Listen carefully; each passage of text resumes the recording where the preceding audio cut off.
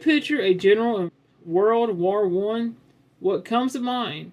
Probably some guy sitting in a comfy chateau miles behind the trenches, right? Well, one American general wasn't like that at all. He had a habit of walking straight through machine gun fire and artillery, often without a weapon, as if he were just invisible to bullets.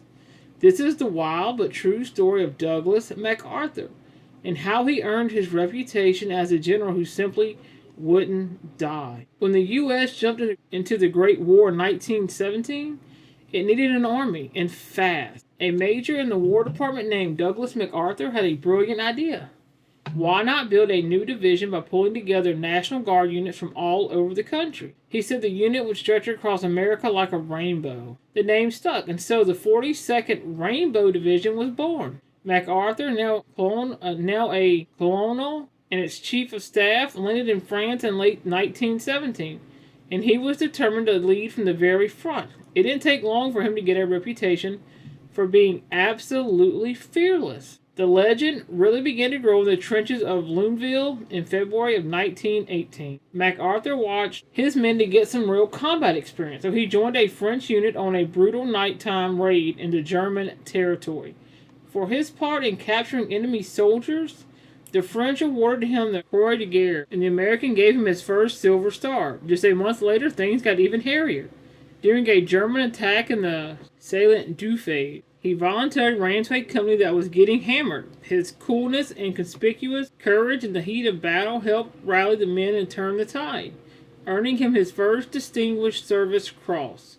He even got slightly wounded for his trouble, and this wasn't a one-time thing, not even close. On June 29, 1918, he was promoted to Brigadier General and put in command of the 84th Infantry Brigade. Shortly after, during the fierce Champagne-Mars offensive in July, his leadership was on full display. He was constantly at the front, earning 2 more Silver Stars for his incredible bravery under fire. His command post was so close to the action that he was gassed twice because he refused to carry his gas mask. Hating how clumsy it was, but even that didn't stop him. He would often go on solo reconnaissance missions to scout the battlefield for himself.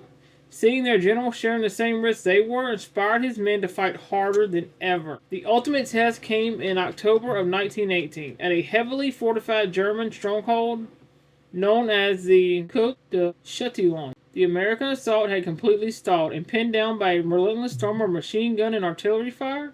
Seeing his men falter, MacArthur went forward himself. He found a small gap in the barbed wire that his soldiers had discovered and began personally directing the attack, unarmed and completely exposed. He walked ahead of his troops, calmly pointing out enemy positions in a battle where courage was everywhere. He was the main event. Taking the Côte de Châtillon was a massive turning point in the offensive, and for his unbelievable heroism, MacArthur was awarded his 2nd Distinguished Service Cross. By the time the war ended, MacArthur's record was just staggering. For his actions in France, he had earned an incredible 7 Silver Stars, 2 Distinguished Service Crosses, a Distinguished Service Medal, and 2 Purple Hearts for his wounds. He had been promoted to Brigadier General and even briefly commanded the entire Rainbow Division. He returned home a national hero. With his reputation for almost supernatural bravery set in stone, he was without a doubt the general who walked through bullets. Douglas MacArthur's long career would see him through another world war and the Korean War, and it was certainly filled with plenty of controversy.